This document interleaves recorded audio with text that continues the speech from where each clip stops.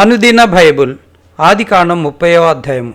రాహేలు తను యాకోబునకు పిల్లలు కనకపోవుట చూచి తన అక్కయందు అసూయపడి యాకోబుతో, నాకు గర్భఫలము నిమ్ము, లేని ఎల్లా నేను చచ్చెదనెను. యాకోబు కోపము రాహేలు మీద రగులు కొనగా అతడు, నేను నీకు గర్భఫలమును ఇయ్యకపోయినా దేవునికి ప్రతిగా నున్నానా అనెను. అందుకామె, నా దాసి అయిన బిల్హా ఉన్నది కదా, ఆమెతో పొమ్ము, ఆమె నా కొరకు పిల్లలను కన్ను, అలాగున ఆమె వలన నాకును పిల్లలు కలుగుదురని చెప్పి తన దాసి అయిన బిల్హాను అతనికి భార్యగా ఇచ్చెను.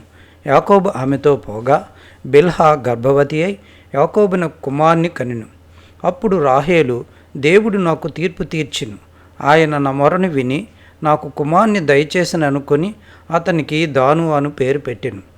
రాహేలు దాసి అయిన బిల్హా తిరిగి గర్భవతి అయి యాకోబునకు రెండవ కుమార్ని కనెను.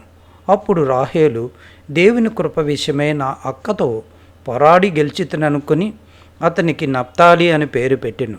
లేయా తనకు కానుపు ఉడుగుట చూచి తన దాసి అయిన జిల్పాను తీసుకుని యాకోబునకు ఆమెను భార్యగా ఇచ్చెను. లేయా దాసి అయిన జిల్పా యాకోబునకు కుమార్ని కనగా లేయా, ఇది అదృష్టమే కదా అనుకొని అతనికి గాదు అని పేరు పెట్టెను. లేయా దాసి అయిన జిల్పా యాకోబునకు రెండవ కుమార్ని కనగా లేయా, నేను భాగ్యవంతురాలను, స్త్రీలు నన్ను భాగ్యవతి అందురు కదా అని అతనికి ఆషేరు అని పేరు పెట్టెను. గోధుమల కోతకాలములో రూబేను వెళ్ళి పొలములో పుత్రదాత వృక్షపు పండ్లు చూచి తన తల్లి అయిన లేయాకు తెచ్చి ఇచ్చెను. అప్పుడు రాహేలు, నీ కుమారుని పుత్రదాత వృక్షపు పండ్లలో కొన్ని నాకు దయచేయమని లేయాతో అనగా, ఆమె, నా భర్తను తీసుకుంటివే, అది చాలదా, ఇప్పుడు నా కుమార్ని పుత్రదాత వృక్షపు పండ్లను తీసుకుందువా అని చెప్పాను. అందుకు రాహేలు, కాబట్టి నీ కుమార్ని పుత్రదాత వృక్షపు పండ్ల నిమిత్తము అతడి ఈ రాత్రి నీతో శయనించునని చెప్పాను.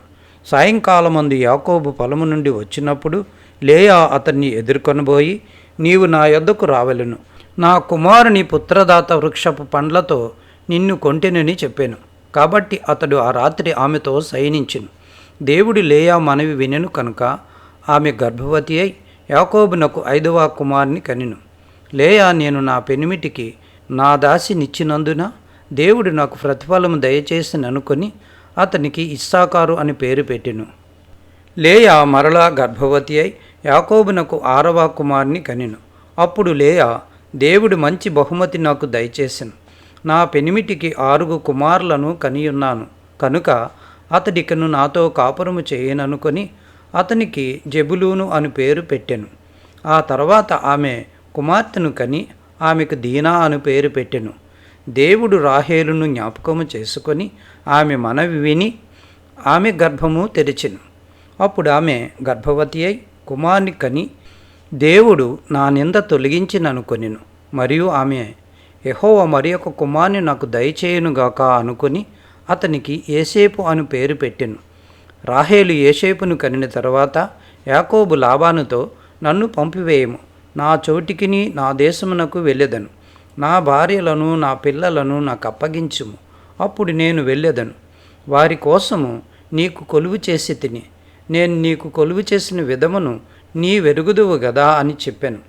అందుకు లాబాను అతనితో, నీ కటాక్షము నా మీద నున్న ఎడల నా మాట వినుము, నిన్ను బట్టి యెహోవా నన్ను ఆశీర్వదించినని శకునము చూచి తెలుసుకొంటేనని చెప్పాను. మరియు అతడు, నీ జీతం ఇంతయని నాతో స్పష్టముగా చెప్పుము, అది ఇచ్చేదనన్ను. అందుకే యాకోబు అతన్ని చూచి, నేను నీకెట్లు కొలువు చేసితునో నీ మందలు నా యొద్ద ఎట్లుండెనో అది నీకు తెలియను. నేను రాకమునుపు నీకుండినది కొంచెమే, అయితే అది బహుగా అభివృద్ధి పొందెను. నేను పాదము పెట్టిన చోటెల్లా యెహోవా నిన్ను ఆశీర్వదించును. నేను నా ఇంటివారి కొరకు ఎప్పుడు సంపాద్యము చేసుకుందినను. అప్పుడు అతడు, నేను నీకేమి ఇవ్వవలనని అడిగినందుకు యాకోబు, నీవు నాకేమీ ఇవ్వవద్దు, నీవు నా కొరకు ఈ విధముగా చేసినయల్లా నేను తిరిగి నీ మందను మేపి కాచెదను. నేడు నేను నీ మంద అంతటిలో నడిచి చూచి పొడలైనను మచ్చలైనను గల ప్రతి గొర్రెను, గొర్రెపిల్లలో నల్లని ప్రతిదానిని, మేకలలో మచ్చలైనను పొడలైనను గల వాటిని వేరుపరచెదను, అట్టివి నాకు జీతమగును. ఇక మీదట నాకు రావలసిన జీతమును గూర్చి నీవు చూడవచ్చినప్పుడు నా న్యాయ ప్రవర్తనయే నాకు సాక్ష్యమగును. మేకలలో పొడలైనను మచ్చలైనను లేనివన్నీయు, గొర్రెపిల్లలో నలుపు లేనివన్నీయు నా యొద్ద నున్న ఎడల నేను దొంగిలితినని చెప్పవచ్చునన్ను. అందుకు లాబాను, మంచిది, నీ మాట చొప్పుననే కానిమ్మనెను.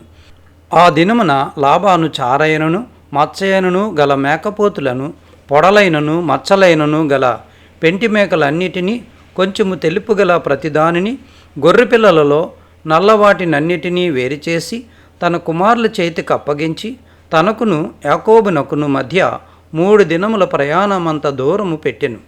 లాబాని యొక్క మిగిలిన మందను యాకోబు మేపుచుండెను. యాకోబు చీనారు గింజ సాలు అను చెట్ల చువ్వలను తీసుకొని ఆ చువ్వలతో తెర్రచాలలు కనబడినట్లు అక్కడక్కడ వాటి తోకలు ఒలిచి, మందలు నీళ్లు త్రాగవచ్చినప్పుడు అవి చూలు కట్టుటకు అతడు తాను ఒలిచిన చువ్వలను మందలు త్రాగుటకు వచ్చు కాలువలలోనూ నీళ్లలోనూ వాటి ఎదుట పెట్టగా, మందలు ఆ చువ్వల ఎదుట చూలు కట్టి చారలైనను పొడలైనను మచ్చలైనను గల పిల్లలను ఈనెను. యాకోబు ఆ గొర్రె పిల్లలను వేరుచేసి చారలు గల వాటి తట్టును, లాబాను మందలలో నల్లని వాటి తట్టును మందల ముఖములు త్రిప్పి తన మందలను లాబాను మందలతో నుంచక వాటిని వేరుగా ఉంచెను. మందలో బలమైనవి చూలు కట్టినప్పుడెల్లను అవి ఆ చువ్వల ఎదుట చూలు కట్టినట్లు యాకోబు మంద కన్నుల ఎదుట కాలువలో ఆ చువ్వలు పెట్టెను. మంద బలహీనమైనప్పుడు పెట్టలేదు. అట్లు బలహీనమైనవి లాబానుకును బలమైనవి యాకోబునకును వచ్చెను. ఆ ప్రకారము ఆ మనుష్యుడు అత్యధికముగా అభివృద్ధి పొంది విస్తారమైన మందలు, దాసీలు, దాసులు, ఒంటెలు, గాడిదలు గలవాడాయెను.